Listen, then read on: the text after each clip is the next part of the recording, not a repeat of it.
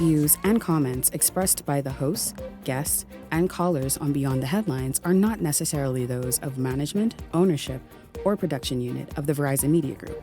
Beyond the Headlines is a production of ILTV Studios and cannot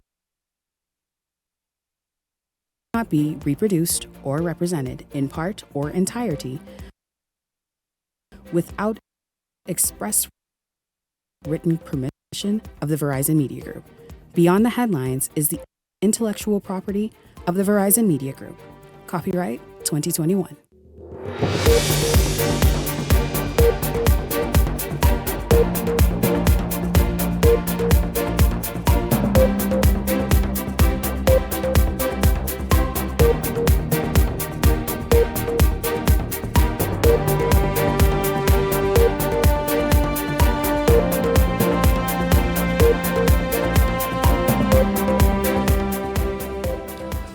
Coming up tonight, opposition leader Michael Pintard not just talking about it, but producing receipts. In Parliament today, he tabled near 100 fraudulent passports. Tonight, response from Prime Minister Davis and the Ministry of Foreign Affairs. Also tonight, it's the political series you have embraced fully. Temperature check. Tonight, how is St. Barnabas and South and Central Eleuthera looking? Who's ahead? Who's making sense? Who's not making not even the least bit of an impression? It's all straight ahead this evening. Now, we start this evening with this news just in from Free National Movement headquarters. The Free National Movement shoring up its election slate tonight with a total now 41 candidates. With the last two ratifications happening about 15 minutes ago or so, opposition leader Michael Pintard was ratified as the FNM's candidate for the Marco City constituency. We do have some video that just came in as well. We hope to have that on the screen for you so that you see it. Also, Leo Ferguson was ratified. There it is, just happening just a short while ago at FNM headquarters there on Mackey Street. There is opposition leader Michael Pintard taking pictures with a number of supporters. I see there in the frame, it looks like Miriam Emanuel was among them. Yes, and a number of other persons. I imagine that gentleman there in that coat suit with a red tie is Leo Ferguson. Now, of course, Leo was ratified, as I said, as the Free National Movement's candidate in the Michael constituency. This happening moments ago at FNM headquarters on Mackey Street. We will have more of that for you tomorrow evening. Of course, all day tomorrow it'll be in the news, obviously, but tomorrow evening here on Beyond the Headlines. Meanwhile, though, the most prominent Bahamian identification document back in the spotlight tonight. In Parliament today, opposition leader Michael Pintard raising new concerns about the security and integrity of the Bahamian passport, the NIB card, and the voter identification. Laurencia Smith picks up the story from here. Allegations tonight from the opposition that hundreds of fraudulent Bahamian documents are now under investigation. Opposition leader Michael Pintard claiming that more than 200 cases involving fake passports, NIB cards, and voter cards have been flagged. He made the assertion during his contribution to financial legislation in the House of Assembly on Wednesday. We believe with close to 300 names on it. I brought some of those names, Madam Speaker. I brought a list, Madam Speaker, with at least 74 names of persons who are being investigated, Madam Speaker, who have been issued fraudulently, Madam Speaker, passport. Eight of the names, Madam Speaker, we double-check, 8 of the names are on the register. Eight of the names remain on the register. This is not the first time Pintard has raised concern about the integrity of the passport system. Last year, he alleged that a package of unaccompanied Bahamian passports was discovered on a Bahamas Air flight heading to Haiti. However, those claims were never substantiated. Despite that, he questioned how the Prime Minister could categorize an issue as isolated, given what he described as a scale of the problem. Earlier this month, Prime Minister Philip Davis maintained that the Bahamian passport remains credible internationally, despite recent court matters involving fraudulent documents. Tensions also surfacing in the House, with House Speaker Patricia DeVoe calling for Pintard to substantiate his claims or have them struck from the record. The Speaker is speaking. You don't worry about what sign I'm making. But let me say this to you. Be careful how we manage these people and these entities. Bahamians work in these entities, and very good ones. So don't call these things out if you're not willing to put up the facts. National Security Minister Wayne Munro also responding, defending the system and addressing the allegations. When she suspected that people registered in houses that were abandoned, she took the names, she took the locations, the parliamentary commissioner investigated and removed them. And there's a difference between somebody forging a passport, and Madam Speaker, I have my passport, and any Bahamian could look at it and see with the security features why it's so easy to recognize somebody who tries to replicate it, because it's nearly impossible. And the fact that the forgeries are caught easily is a sign that the system works. Pintard, meanwhile, warning that stronger safeguards are needed, saying the opposition will continue to raise concerns until the system is fixed and corruption rooted out. Laurencia Smith, Eyewitness News. Well, Prime Minister Davis responding in Parliament today to concerns raised by Mr. Pintard. The Prime Minister urging the opposition leader to formally report any alleged irregularities rather than, as he put it, turning the issue into a theatrical performance. And I just want the member for Marco City to heed the advice of the former Prime Minister, Hubert Ingram. All this jumping and shouting about names on the register that shouldn't be on the register. Well, if he knows that, the law sets out a procedure for him to deal with it. If you not agree with it, you could even take it to the court as well. The guardrails are there. Why jump up and running up and down? If you know that I am seeing issues as well, but I'm not jumping up and saying, well, I send the information to the parliamentary commissioner with the evidence I have, and say, look, this person, and then they are to investigate it.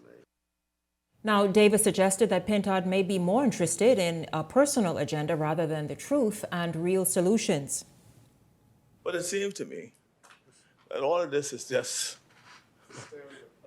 hysteria and theatrics, to desperation, and it's trying to build a case for when this bell rings and when this result comes. He can say, see, I was telling you about these things. Well, running out there, coming in here, making hysteria or fear, but Bahamian people know, They understand this. See, we're not a big country with millions of people where we don't know one another and we don't know what's going on. So you have to stop people understanding, know what he's doing. Now, earlier this evening, the Ministry of Foreign Affairs urged the public to exercise caution when reviewing documents recently released into the public domain. Officials warning that the material may be incomplete or misleading and could have been improperly obtained. The ministry moving to reassure the public that the vast majority of Bahamian passports are issued lawfully with proper due diligence, adding that stricter protocols are now in place to protect the integrity of the system. This statement also calling for care in handling allegations involving private citizens, particularly investigations that are ongoing, as officials maintain that any cases of fraud will be thoroughly investigated and addressed in accordance with the law. That is that statement in part issued by the Ministry of Foreign Affairs earlier this evening. Well, we're going to jump in right there this evening. You all, I'd love to welcome to tonight's show my panelists, Cassius Stewart and Ellington Ferguson. Of course, Michael Turnquest is here for temperature check. So we will just jump right in. Gentlemen, I want to say about this matter that it's an emotive matter. And the reason it's emotive is because, one, it's an election season. Two, we know that when it comes to citizenship and Haitians and any party trying to use for their advantage, perhaps making new citizens out of illegal immigrants, or immigrants rather, it becomes a real topical and tight issue. Shani, this is a very interesting issue. And while I think it is newsworthy, I'm not sure about the whole prospects of it being tabled in Parliament. I think you table things in Parliament when it revolves around a government policy or direction or something that the government is doing or the government is not dealing with. I think in Mr. Pintard's initial statement, he said that these were flagged in the system. And so obviously from my point of view, that spoke to the integrity of the system. It tells you that the system is able to detect these false documents and deal with them.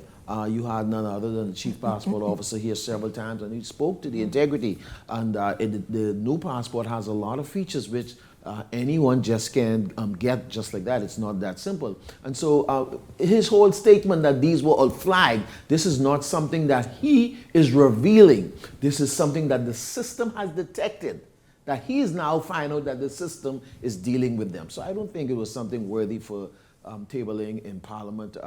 If he was holding the government feet to the fire for a policy that they was doing that's accommodating this kind of stuff or doing this kind of stuff or something like that, yeah, but I don't see where it should have been there in Parliament. I don't think it was worthy of being tabled in Parliament. Kelsey, it's the reason this is even being discussed tonight, and I imagine from the Prime Minister to the Ministry of Foreign Affairs responded, is because another political leader is now putting a question mark over the general election and whether the PLP is trying to pad the deck in its favor. Well, I have a problem reconciling this whole thing in my mind because I'm not sure whether we're dealing with fraudulent passports or illegally issuing passports, because I think the passports were, because it's two cases. People are getting passports which is legitimate, but they don't supposed to get it, or somebody's forging our passport. So right. I have a problem reconciling which one is happening in the system, because people can get a passport that is legitimate, but they got it illegally, the wrong way. Mm-hmm. And I think that's the problem with the system, because I understand there's $10,000 for passports.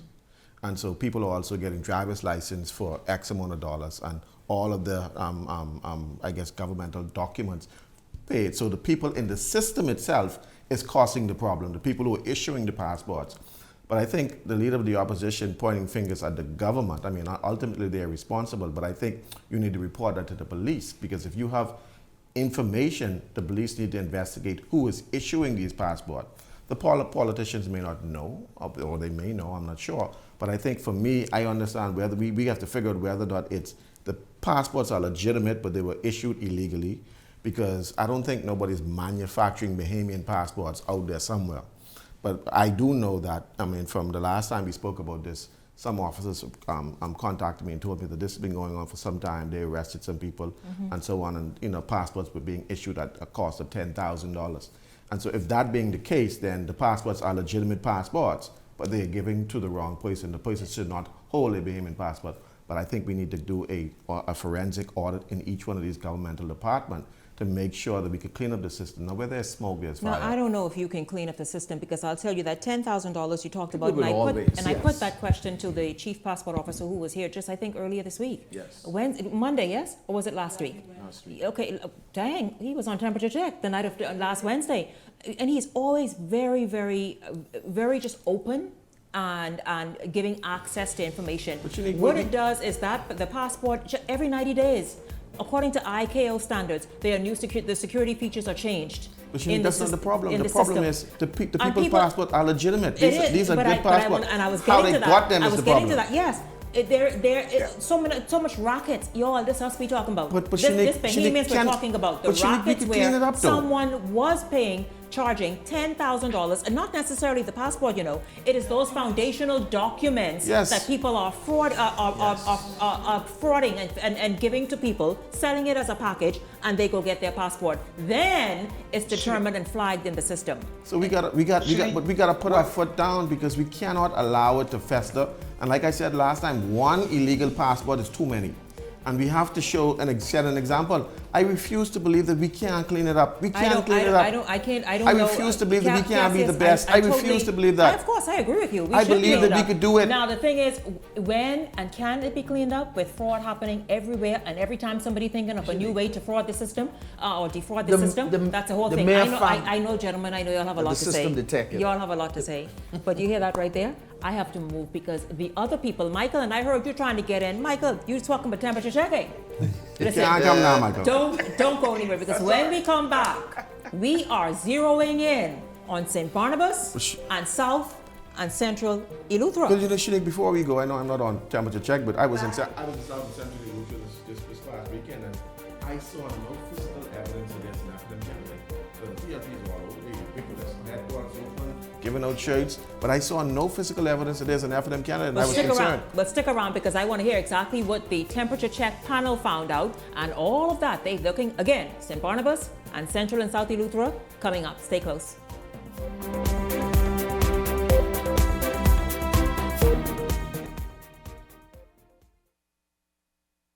Hey, it's your boy Charlie Bahama here at Superwash, Superwash's newest spokesmodel. And I'm here to tell you about Superwash's large capacity washers and dryers for all your big loads. I know I see that Charlie Banana coming here just now. Uh-oh. Luckily, it's also big enough for me to hide it. I thought he was right over here where these large capacity washer and dryers is. They're big enough now to handle your big loads, you know. Yeah, like your comfort on your blanket. But just look at those. Somebody forget to turn on the dryer. Oh, stop! Damn! You hear something? Yeah, that's the sound of clean. Superwash washes you, presses you, and entertains you 24/7. Comfort Suites Paradise Island is the best kept secret in the Bahamas. Located directly next door to the Atlantis Resort, you'll receive all the privileges of an Atlantis guest with all the benefits of a Comfort Suite stay. Enjoy everything Atlantis has to offer, including Aquaventure Water Park, plus all the amenities of Comfort Suites. Free Wi-Fi, free breakfast daily, and kids stay, play, and eat free. Visit ComfortSuitesPI.com. My name is Charles Wesley Rowe. My organic farm is Nice Layers Organic Farm. I have 230 birds up here. I give them fresh water, pumpkin, lettuce, cabbages, all the vegetables. Anything what I eat, they eat. Right now, we sell the eggs for $7 a dozen from Monday to Friday. On Saturdays, you can get 4 dozen eggs for $21.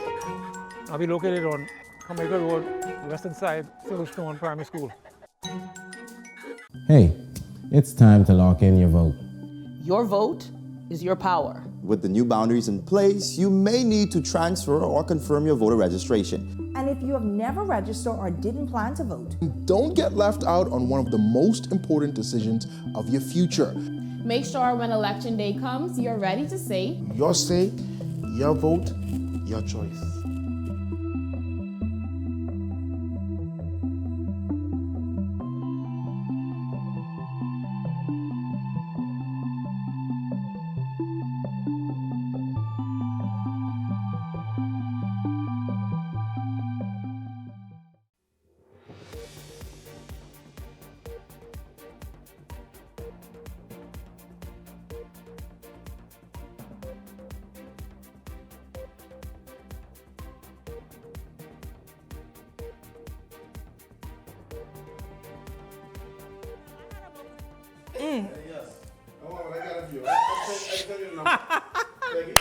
Listen to me. Welcome back to Beyond the Headlines, y'all. Yeah, doing the most. How y'all come up live with me saying something. But listen, welcome back to Temperature Check here on Beyond the Headlines. This week, we have a double header for you, and we hope to be able to get through it all. Temperature Check is where politics meets the people. Raw, unfiltered, and straight to the point. No scripts, no sugarcoating, just the facts as my panelists see it, and through their investigations and what those investigations reveal about the issues that are shaping constituencies in the Bahamas today. And so welcome to Beyond the Headlines and Temperature Check, Peggy Candace, Gabrielle McKinsey-Enias, and Michael Turnquest. Good evening to each of you.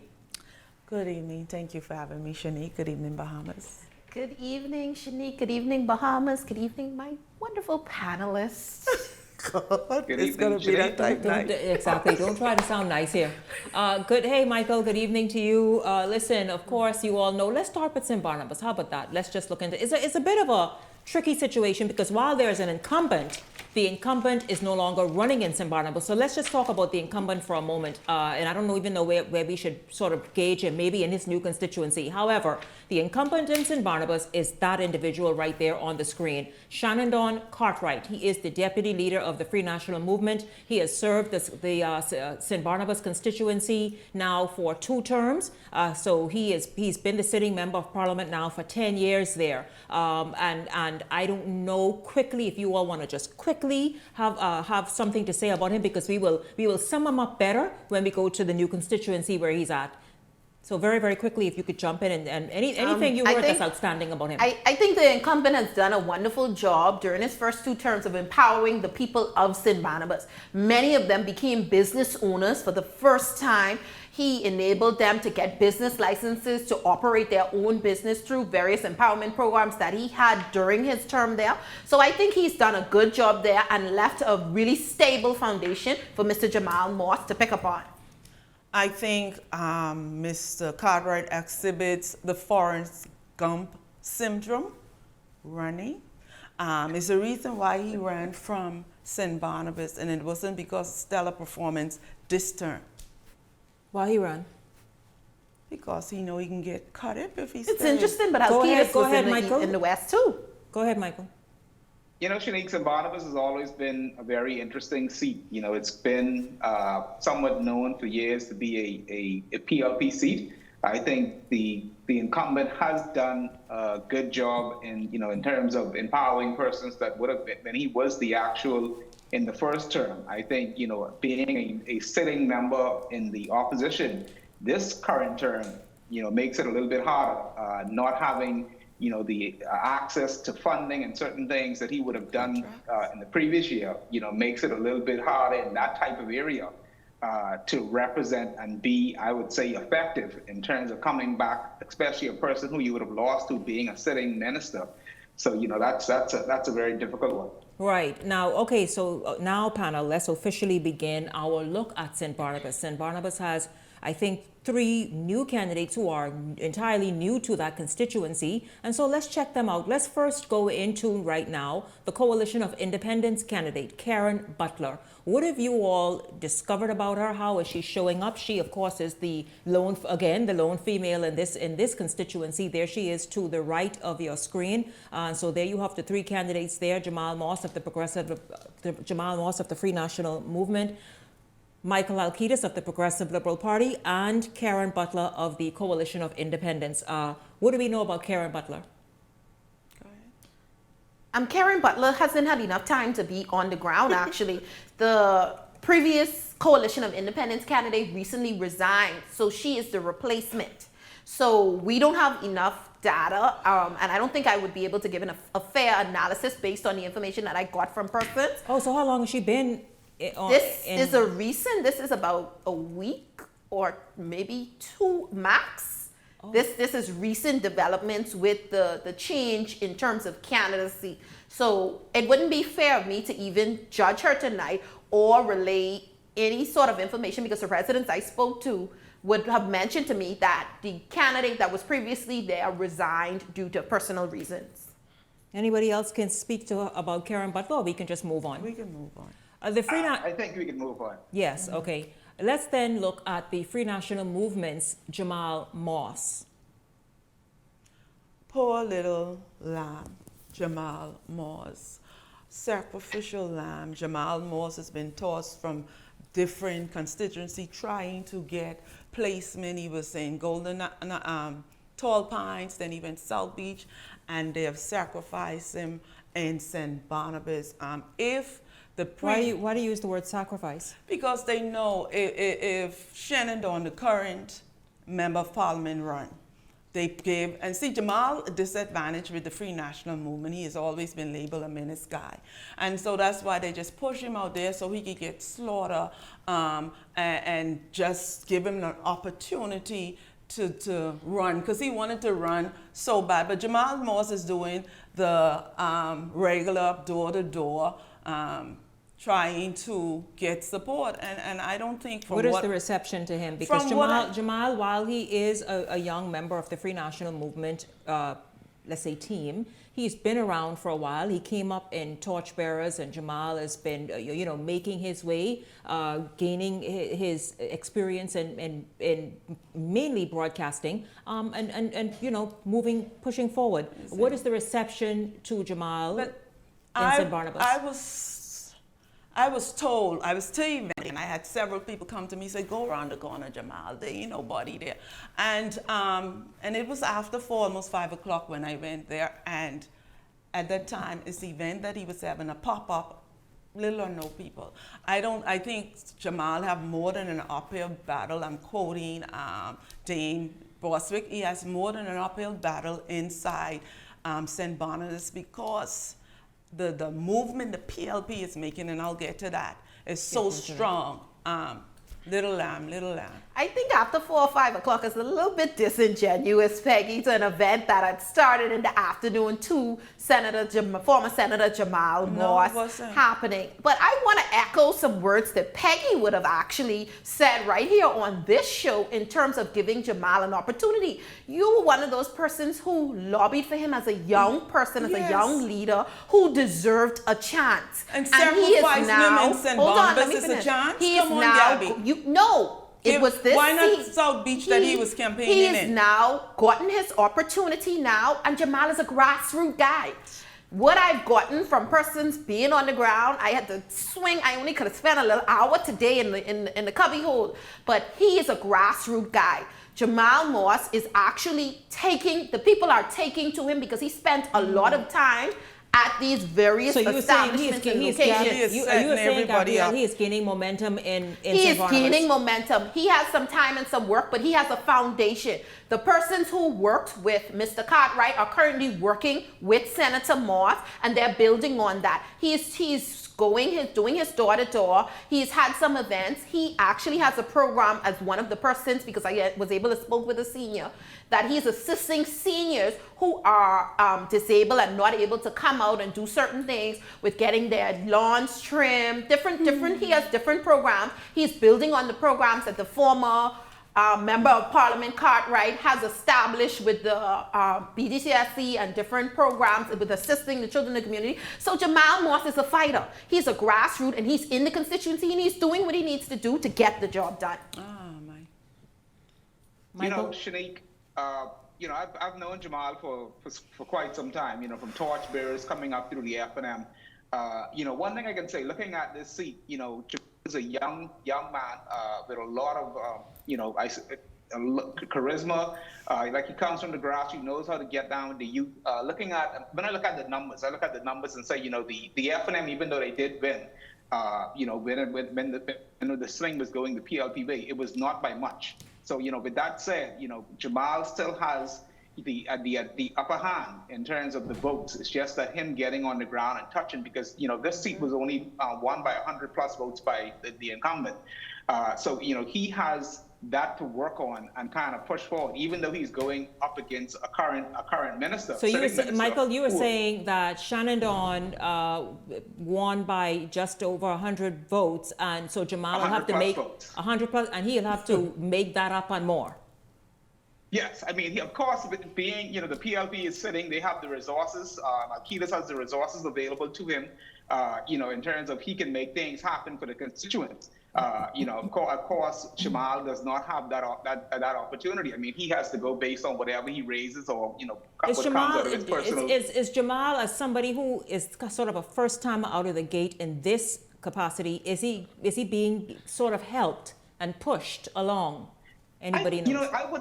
I would not call Jamal a first time. I'm talking in terms of member, actually in this race. We know he's been in the Senate, but in this race and going towards being a member of Parliament, that's what I meant. Yes, this is his first run for frontline politics. But I can tell you from knowing Jamal has been his whole life has been about politics. I think he has helped, assisted a lot of sitting members of parliament, past members, ministers, in terms of getting to where they are. So I mean, he should know the lay of the land. Yeah, in I'm terms sure. of what to do, Certainly, the do's and don'ts. certainly, of course, and I know Jamal. You all would know that as a colleague, and so in this industry, and so absolutely is a race we're watching. Well, you all, let's go to this one because people is being almost positioned in a way as David and Goliath. The PLP's Michael Halkitis. How is he showing up? Because I don't think he's ever ran in St. Barnabas. He ran before in Golden Isles. Is it Golden Isles? So he was in Golden Isles, but now he and lost that race at that time. But now he is in St. Barnabas. How is he looking? What is the reception, and what kind of impression is he making in St. Barnabas? Mr. Alkeers is been on the ground since after the election 2021. According to him, he never left St. Barnabas. He's overseeing, very active. He's overseeing the paving, making sure pavings are being done. He's assisting with 40 programs within the constituency, programs run by churches. He's being a part of that. He's supporting families who suffer from losses, violent losses in their family. He's keeping in touch with the elderly, running different programs. Of course, he's doing the door-to-door campaign. On Saturday, at his soft opening of his constituency office, he appealed to the Prime Minister, as Minister of Finance, for a state-of-the-art primary school, which was the Prime Minister commit to him. And so he is in the St. Barnabas constituency. Is that an area that's growing? Because I know Angleston is a Yes, huge area. it is so area. That too is a densely populated area. Yes, and it's part of the same makeup, and he is working on upgrading and developing for the people. And so from what I saw on Saturday, he has very strong, excited support and the support of his government. Peggy, I need that script that you're reading. There is Go ahead, some video. do your research, There's some Michael. video Don't come on in Michael on emotion. Michael Alkitis on the screen. Go ahead, Gabrielle.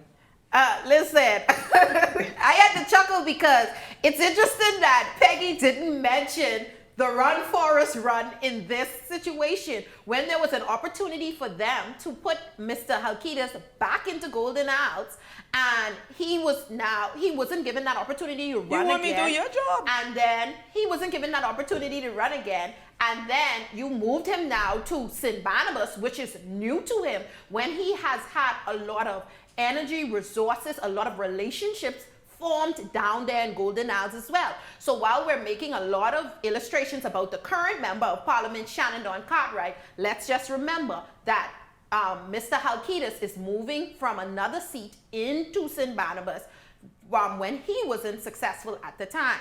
He is, however, making his rounds, doing his due diligence to connect. And Halkitis, if you've ever met him, he's a very warm and lovable person, as the residents have informed me as well. This is what you've been told. This is what I've been told. He is he's very approachable. You can go and speak to him. I happened to pass the event when I wasn't sure what was happening while I was passing down Blue Hill Road, and it happened to be the opening of his Market office. Street. Market Street, heading south.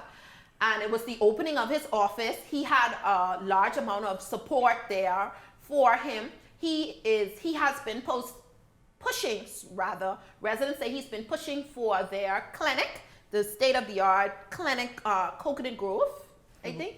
Not Coconut Grove, on Blue Blue Hill Road. Road, with their building opposite NIB. That's one of his flagship projects. I saw the clip as well. I think you all were playing earlier, where he even mentioned that's something other than the school that he is pushing for the St. Barnabas community. Michael? Progress. There's Halkitis on the screen. Go ahead, Michael. I have, Halkitis on my, I kind of, Look at God. He has all of resources available. So messing with me. I mean, he has been for some time. He has, even though I thought only by some very, very small margin, so it's all around. I mean, he is the we contend in this particular in terms of going forward. And I directly, I would say things, that can't doing very. Michael, can you hear me? I want you to go out of the Zoom and come back in to reset your audio. Something is going on with your audio that it continues to click in and out. When you do come back, I will let you finish what you have to say about Michael Alkitis. But I'll tell you this, when we come back here on Temperature Check, we are going to go to the constituency that had the most, in this instance, this week, the most traction on social media, and that is the South and Central Eleuthera constituency. How's the race looking there? Who's ahead? Who's making sense? What people saying? Beyond the Headlines is back. Temperature Check right after this.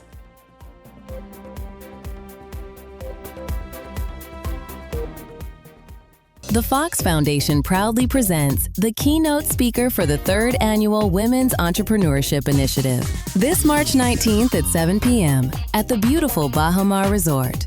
Get ready to be inspired by Randy Zuckerberg, tech innovator and the creator of Facebook Live. She revolutionized real-time digital engagement, empowering individuals and brands to broadcast instantly to global audiences. And now she brings that innovation and insight to the Fox Foundation's 3rd Annual Women's Entrepreneurship Initiative, March 19th at 7 p.m. at the Baha Mar Resort. Under this year's theme, Give to Gain, join us for a night designed to inspire growth, spark opportunity, and strengthen the future of women in business. Play for fun, not for funds. In the Bahamas, we play hard, but we live smart.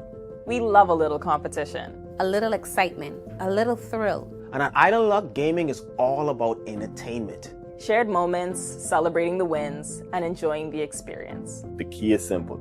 Play for fun, not for funds. When you set a budget before you start, and know your limits, you stay in control.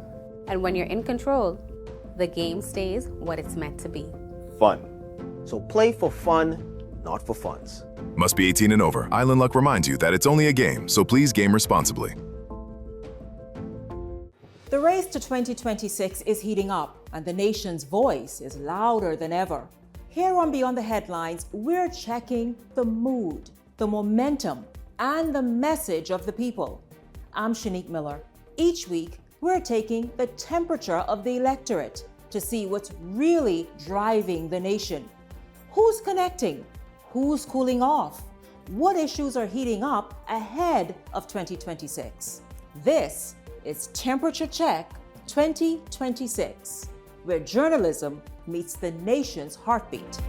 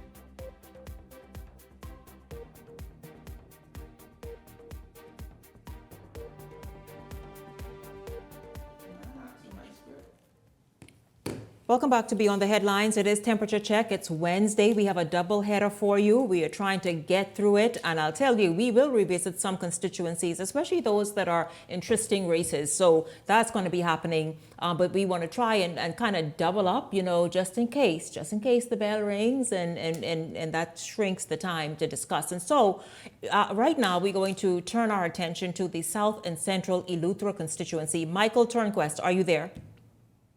Yeah. Hi. Okay, Michael, I know you were speaking of Halkitis. Michael Halkitis in St. Barnabas. He's the Progressive Liberal Party's candidate in the St. Barnabas constituency. We could not hear you, so we want you to kind of finish that thought and then jump straight in to the Coalition of Independents, Kristen Hasty in South and Central Eleuthera. So like I said before, I've known Michael for good part of my he is nothing. He's not new to this area. He is a current sitting member of parliament, not member of parliament, but a current minister with the resources at his fingertips. I think this looking at the community. I think this is what they're looking for, someone in terms of what it is that you can do for the community now. This now puts him at an advantage, of course, inside St. Barnabas. So I mean, so definitely, and speaking even some of the constituents in there, a lot of people, are behind him, in terms of putting their vote and say, they're riding with Halkitis. So like I said, Jamal Morse has to get in there and really get on the ground and get to know the people. Familiar with the area as well, which is St. Barnabas. Any idea what people are saying the response to Halkitis coming in that area? I mean, he's been there for a while. He's well known to the people in St. Barnabas, and people like his spirit. So from what I've heard on the ground and speaking with some of the constituency, a lot of people, they love him. He's very open, very easy to speak to. Has kind of window up. And he does how he can help. Okay, so Michael, I want you to lead off in this discussion, South and Central Eleuthera. The Coalition of Independents, Kristen Hasty. From what I understand, I thought that drew from the race. Yeah.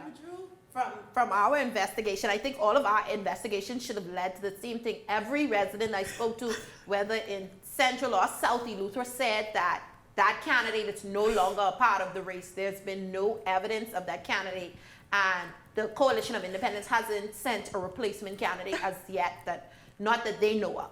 Okay, let's move right on. I would have just moved by it had I known. Okay, Michael, let's get started. The Free National Movement's Philippa Kelly. She is a daughter well known in South and Central. He is part of civic operations down there in South Eleuthera. I don't come out of the race. This the seat that minister would have won by plus in the last generation. I mean, this is I would say a dog fight for.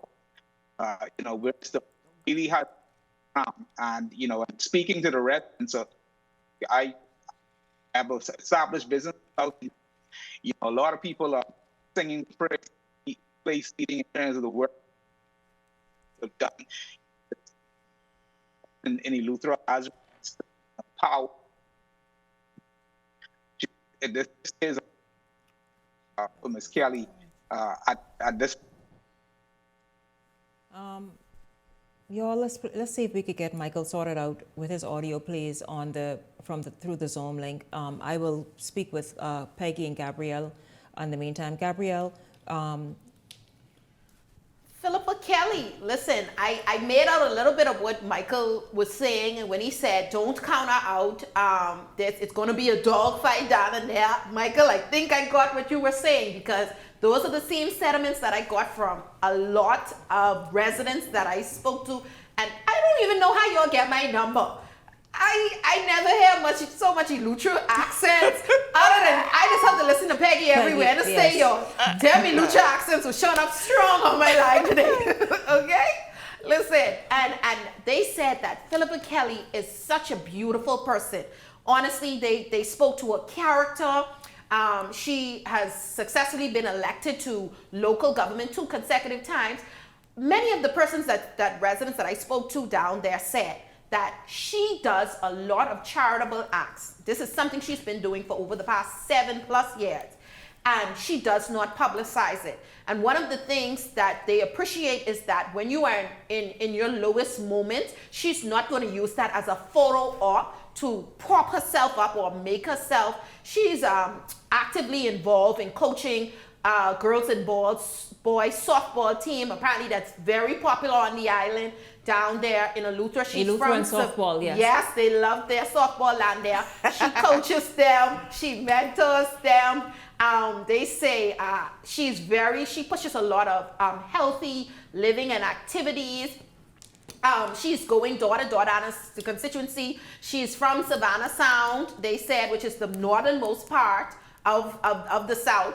And she is definitely in the race. She is not a flamboyant person, but she's in the race. So you're hearing, don't count her out just yet. Don't count her out just yet. Okay, Peggy, what have you learned about Philippa Kelly?